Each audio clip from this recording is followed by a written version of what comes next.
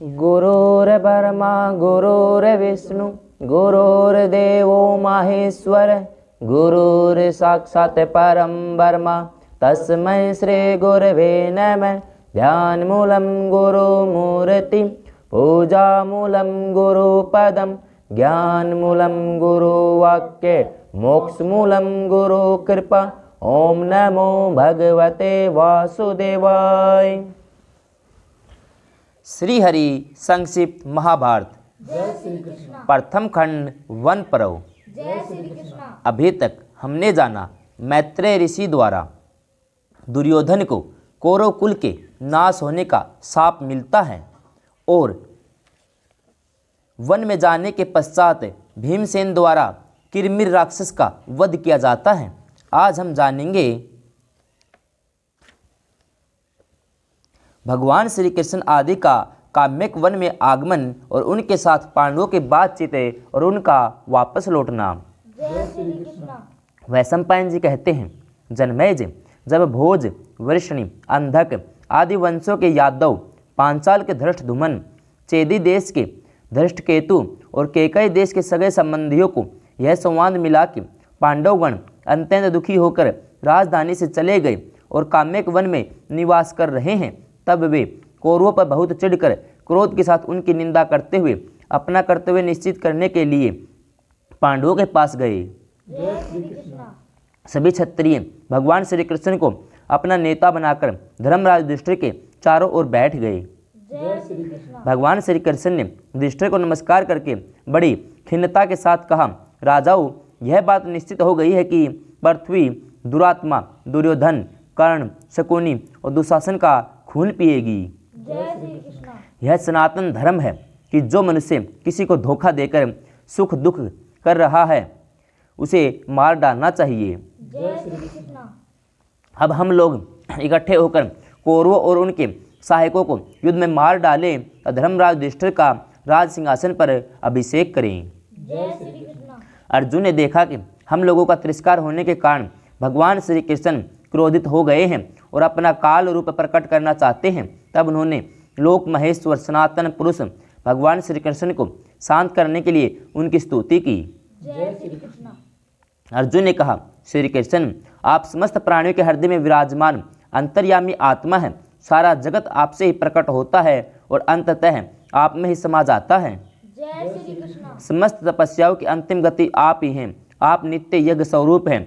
आपने अहंकार स्वरूप भीमासुर को मारकर मणि के दोनों कुंडल इंद्र को दे दिए और इंद्र को इंद्रत्व भी आपने ही दिया है। आपने जगत के उद्धार के लिए ही मनुष्य रूप में अवतार ग्रहण किया है। आप ही नारायण हैं, हरि के रूप में प्रकट हुए हैं। आप ब्रह्मा, सोम, सूर्य, धर्म, धाता, यमराज, अग्नि, वायु, कुबेर, रुद्र, काल, आकाश, पृथ्वी और दिशा स्वरूप हैं। पुरुषोत्तम, आप स्वयं अजन्मा और चराचर जगत के त्वष्टा हैं। आपने अदिति के यहाँ वामन विष्णु के रूप में अवतार ग्रहण किया था। उस समय आपने केवल 3 पग से स्वर्ग, मृत्यु और पाताल लोकों को नाप लिया था। सर्वस्वरूप आप सूर्य में उनकी ज्योति के रूप में रहकर उन्हें प्रकाशित करते हैं।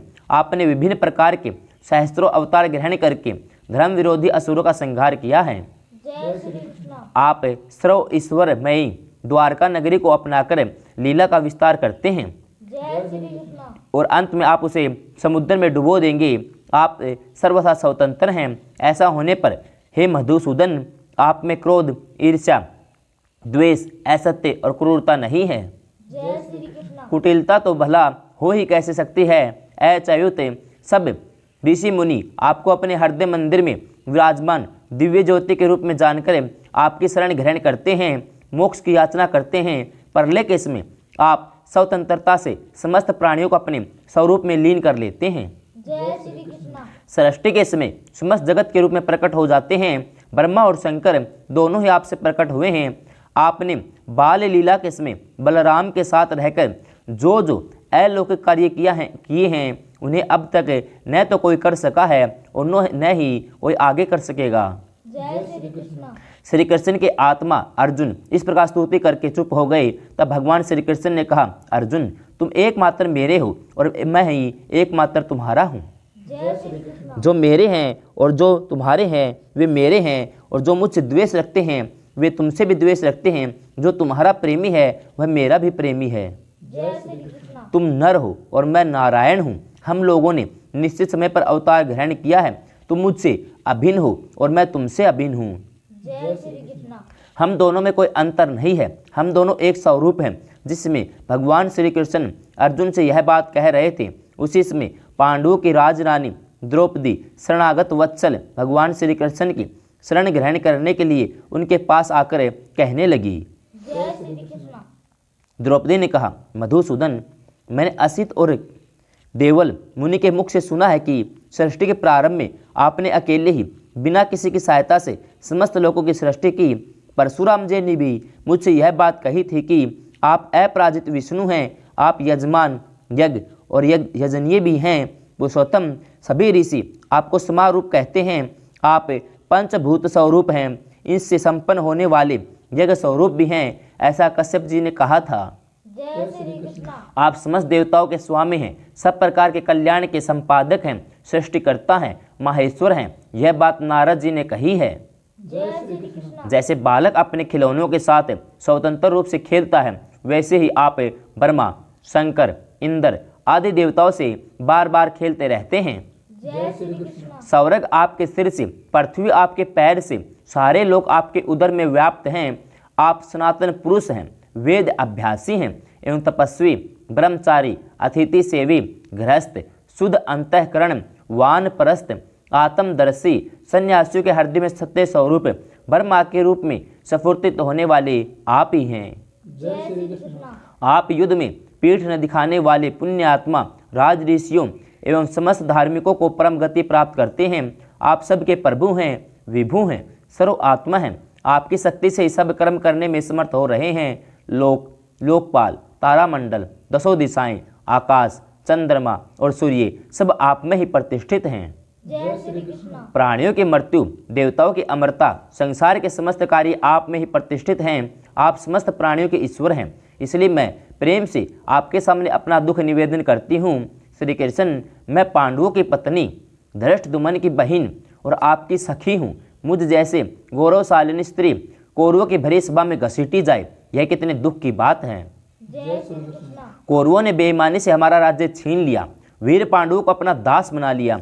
राजाओं से ठठाठस भरी सभा में मुझे एक वस्त्रा रजसवल स्त्री को चोटी पकड़कर घसीट मंगवाया। मधुसूदन, मैं जानती हूँ कि गांडवधारी धनुष को अर्जुन, भीमसेन और आपके अतिरिक्त और कोई भी नहीं चढ़ा सकता। फिर भी भीमसेन और अर्जुन मेरी रक्षा नहीं कर सके। धिक्कार है इनके बल पौरुष को। इनके जीते जी दुर्योधन क्षण भर भी कैसे जीवित है। यह वही दुर्योधन है जिसने अजात शत्रु सरल चित्त पांडवों को इनकी माता के साथ हस्तिनापुर से निकाल दिया था। इसी ने भीमसेन को विष देकर मार डालने की चेष्टा की थी।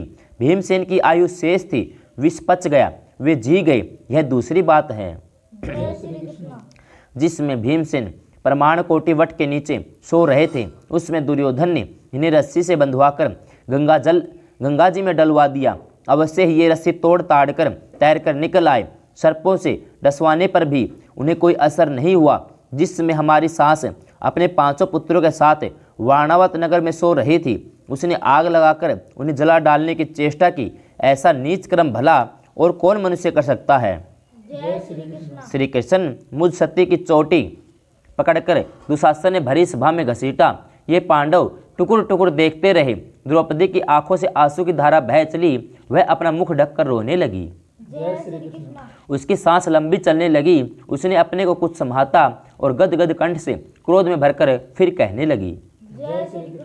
द्रौपदी ने कहा, श्री कृष्ण, 4 कारणों से तुम्हें सदा मेरी रक्षा करनी चाहिए। एक तो तुम मेरे संबंधी हो, दूसरे अग्निकंड कुंड से उत्पन्न होने के कारण मैं गौरवशालिनी हूँ, तीसरे तुम्हारी सच्ची प्रेमिका हूँ, चौथे तुम पर मेरा पूरा अधिकार है और तुम मेरी रक्षा करने में समर्थ हो। तब भगवान श्री कृष्ण ने भरी सभा में वीरों के सामने द्रौपदी को संबोधित करके कहा, कल्याणी, तुम जिन पर क्रोधित हुई हो उनकी स्त्रियां भी इसी तरह रोएंगी। थोड़े ही दिनों में अर्जुन के बाणों से कटकर खून से लथपथ होकर वे जमीन पर सो जाएंगे। मैं वही काम करूंगा जो पांडवों के अनुकूल होगा। तुम शोक मत करो, मैं तुमसे सत्य प्रतिज्ञा करता हूँ कि तुम राजरानी बनोगी, चाहे आकाश फट जाए, हिमाचल टुकड़े टुकड़े हो जाए, पृथ्वी चूर चूर हो जाए, समुद्र सूख जाए, परंतु द्रौपदी मेरी बात कभी झूठी नहीं हो सकती। द्रौपदी ने श्री कृष्ण की बात सुनकर टेढ़ी नजर से अर्जुन की ओर देखा। अर्जुन ने कहा, प्रिय तुम रो मत, श्री कृष्ण ने जो कुछ कहा है वैसा ही होगा, उसे कोई टाल नहीं सकता। धृष्टद्युम्न ने कहा, बहन मैं द्रोण को, शिखंडी, भीष्म पितामह को, भीमसेन दुर्योधन को और अर्जुन कर्ण को मार डालेंगे। जब हमें बलराम जी और भगवान श्री कृष्ण की सहायता प्राप्त है तब स्वयं इंद्र भी नहीं जीत सकते। धृतराष्ट्र के लड़कों में तो रखा ही क्या है।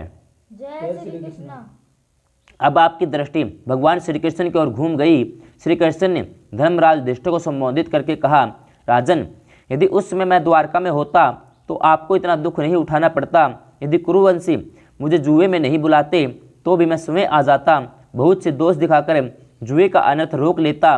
मैं भीष्म पितामह, द्रोणाचार्य, कृपाचार्य और बाह्य को बुलाकर धृतराष्ट्र से कहता, राजन तुम अपने पुत्रों में जुआ मत कराओ, बस करो। जुए के दोष से राजा नल को कितनी विपत्ति उठानी पड़ी थी वह मैं तुम्हें सुनाता हूँ। धर्मराज उसी जुए के कारण आप भी राज्यच्युत हुए हैं। जुए से बिना समय के ही धन संपत्ति का विनाश हो जाता है। बार बार खेलने की ऐसी सनक सुमार हो जाती है कि उसकी लड़ी टूटती ही नहीं। स्त्रियों से हेल मेल, जुआ खेलना, शिकार का शौक, शराब पीना, ये चारों बातें प्रत्यक्ष दुख हैं। इनसे मनुष्य श्री भ्रष्ट हो जाता है। यूँ तो चारों बातें बुरी हैं परंतु उनमें जुआ सबसे बढ़ चढ़कर है। जुए में एक दिन ही सारी संपत्ति का नाश हो जाता है। मनुष्य बुरी आदत में फंस जाता है। धर्म, अर्थ आदि का बिना भोगे ही नाश हो जाता है और इसके कारण मित्रों में भी गाली गलौज हो जाती है। मैं राजा धृतराष्ट्र को जुए के और भी बहुत से दोष बतलाता, धर्म की रक्षा करता और यदि वे मेरी बात मान लेते तो कुरुवंश का कल्याण होता। यदि वे मेरी बात हितैषी पूर्ण प्रिय बातों को स्वीकार नहीं करते तो मैं उन्हें बलपूर्वक दंड देता। यदि उनके जुआरी सभासद और मित्र अन्यायवश उनका पक्ष लेते तो मैं उन्हें मार डालता। उसमें मेरे द्वारका में न रहने से आपने जुआ खेलकर घर बैठे विपत्ति बुला ली और आज मैं आपको इस विपत्ति में देख रहा हूँ। युधिष्ठिर ने पूछा, श्री कृष्ण तुम उस समय द्वारका में नहीं थे तो कहाँ थे, कौन सा काम कर रहे थे। भगवान श्री कृष्ण ने कहा, धर्मराज मैं उस समय सालों का और उसके नगर का विमान शोभ का नाश करने के लिए द्वारका से बाहर चला गया था, जिसमें आपने राजसूय यज्ञ में मेरी अगर पूजा की थी और शिशुपाल की दुष्टता के कारण मैंने उसे भरी सभा में चक्कर से मार डाला। उसी समय मैं तो यहाँ था। उधर शिशुपाल की मृत्यु का समाचार सुनकर सालव ने द्वारका पर चढ़ाई कर दी। वह अपने सप्त धातु निर्मित शोभ विमान पर बैठकर बड़ी क्रूरता के साथ द्वारका के कुमारों का संहार करने लगा। बाग बगीचे महल नष्ट भ्रष्ट होने लगे। उसने वहां लोगों से इस प्रकार पूछा कि यादव धम मूर्ख कृष्ण कहाँ है, मैं उसका घमंड चूर चूर कर दूंगा। वह जहाँ होगा वही मैं उसके पास जाऊंगा। मैं अपने शस्त्र की सौगंध खाकर कहता हूँ कि मैं कृष्ण को मारे बिना लौटूंगा नहीं। सालव ने लोगों से और भी कहा कि विश्वघाती कृष्ण ने मेरे मित्र शिशुपाल को मार डाला है, इसलिए आज मैं उसे यमराज के हवाले करूंगा। धर्मराज सालव ने बहुत कुछ बक झक्कर द्वारका में बहुत उद्यम मचाया। शोभ विमान पर बैठकर मेरी बाट जोहने लगा। मैं जब यहाँ से चलकर द्वारका पहुँचा तो मैंने वहाँ की दशा देखी, तब मुझे बहुत क्रोध आया। मैंने उसकी करतूत पर विचार करके यही निश्चय किया कि उसको मार डालना चाहिए।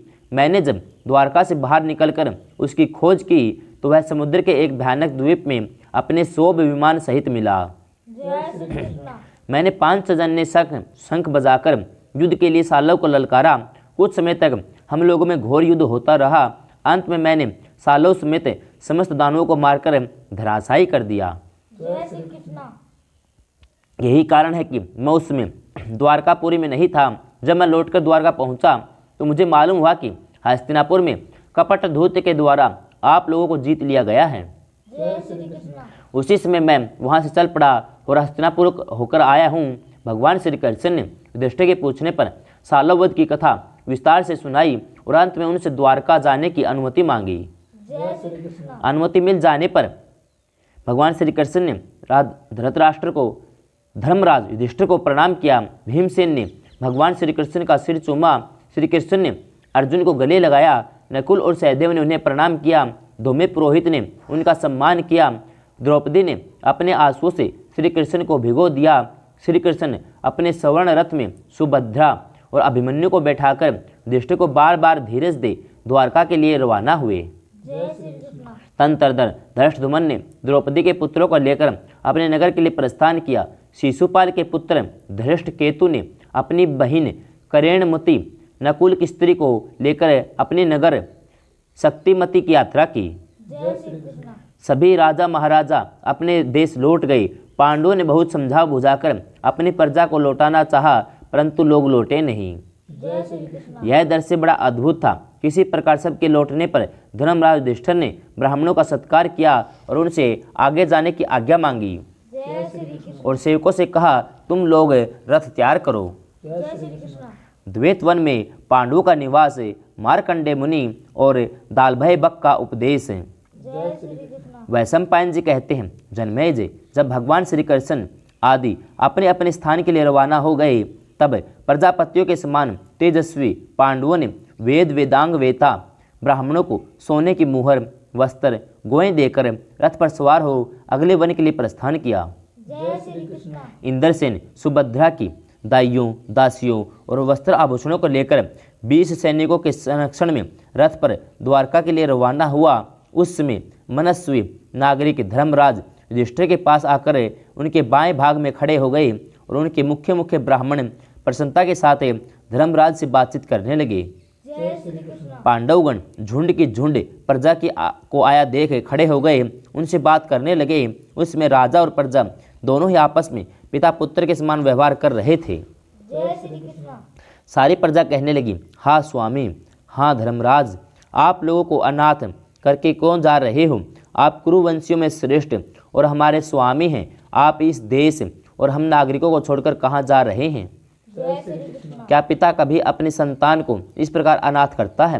क्रूर बुद्धि दुर्योधन, शकुनी और कर्ण को धिक्कार है, जिन्होंने आप जैसे धर्मात्मा महापुरुष को कपट दूत के द्वारा छलकर दुखी करना चाहा। आप अपने बसाए हुए कैलाश के समान चमकीले इंद्रप्रस्थ को छोड़कर कहाँ जा रहे हैं? आप हम लोगों को क्यों नहीं बतला जाते कि मैदानों के द्वारा निर्मित सभा छोड़कर कहाँ जा रहे हैं? प्रजा की बात सुनकर महापराक्रमी अर्जुन ने सारी प्रजा से ऊंचे स्वर में कहा, उपस्थित नागरिकों, धर्मराज वन में निवास करने के बाद वह दिव्य सभा और शत्रुओं की कीर्ति छीन लेंगी। तुम लोग अपने धर्म के अनुसार अलग अलग सत्पुरुषों की सेवा करके उन्हें प्रसन्न करना, जिससे आगे चलकर हमारा काम बन जाए। अर्जुन की बात सुनकर सब लोगों ने वैसा करना स्वीकार किया। उन लोगों ने युधिष्ठिर के बहुत कहने पर पांडवों को दाहिने करके खिन्नता के साथ अपने अपने घर की यात्रा की।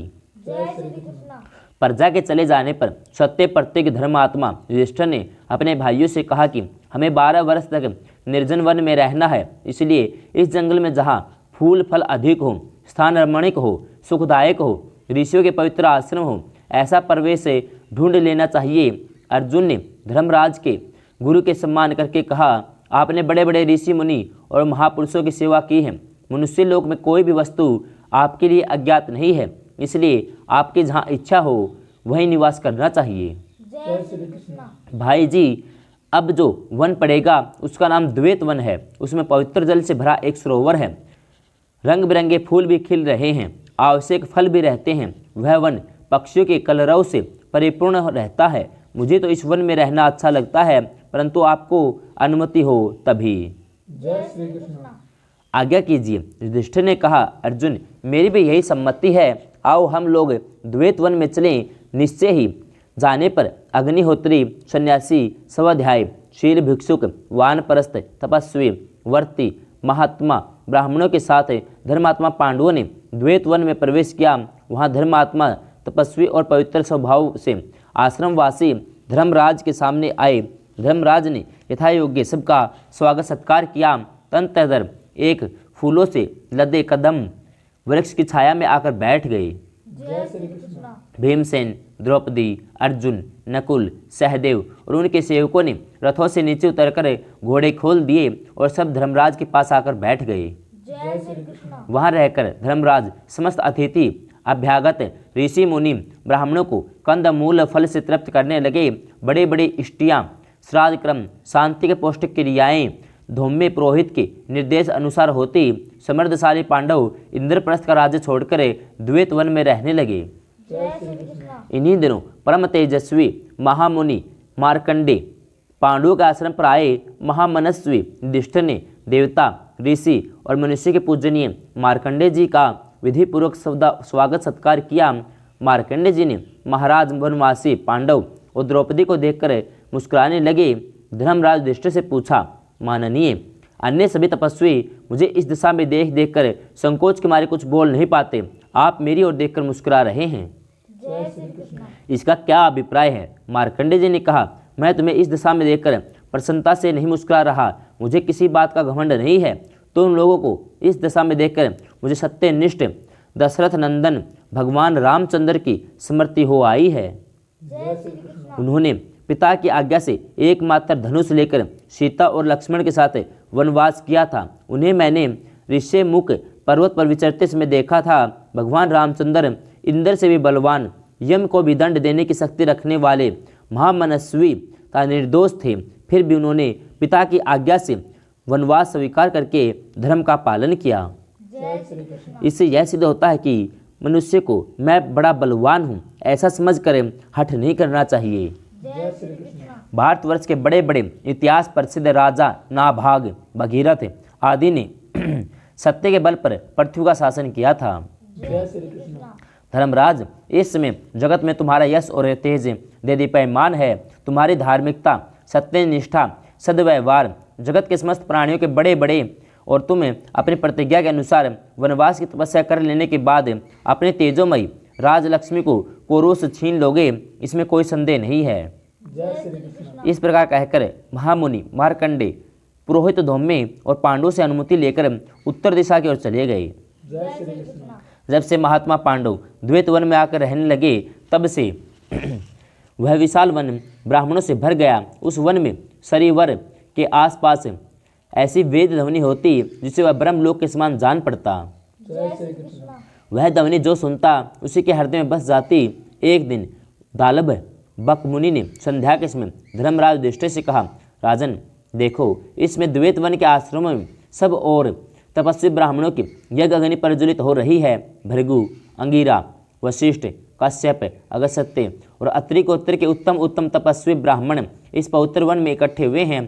तुम्हारे संरक्षण में सुख सुविधा के साथ अपने अपने धर्म का पालन कर रहे हैं। मैं तुम लोगों से एक बात कहता हूँ, सावधानी से सुनो। जय श्री कृष्ण। जब ब्राह्मण और क्षत्रिय मिलजुल कर काम करते हैं, एक दूसरे की सहायता करते हैं, तब उनकी उन्नति और अभिवृद्धि होती है। फिर तो वे अग्नि और पवन के समान हिल मिलकर शत्रु के वन भस्म कर डालते हैं। जय श्री कृष्ण।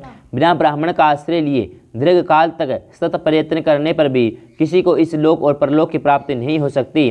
धर्मशास्त्र और अर्थशास्त्र में प्रवीण निर्लोभी ब्राह्मण का आश्रय लेकर ही राजा अपने शत्रु का नाश कर सकता है। जय श्री कृष्ण। राजा बलि को ब्राह्मणों की सहायता से उन्नति प्राप्त हुई थी।